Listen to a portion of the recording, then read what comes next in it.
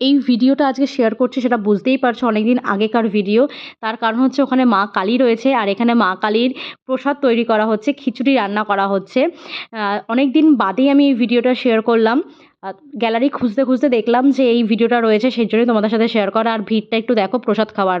আর এটা হচ্ছে সোদপুর ট্রাফিক মোড়, মানে একদম বিটি রোডের যে মোড়টা, সেই মোড়েই এই জিনিসটা হচ্ছিল, মানে সবাইকে প্রসাদ দেওয়া হচ্ছিল। তো যাই হোক, এখানে আমার দিদিও প্রসাদ নিয়ে নিয়েছে। এখানে আমার দিদি গরম গরম খিচুড়ি আর তরকারি খাচ্ছে।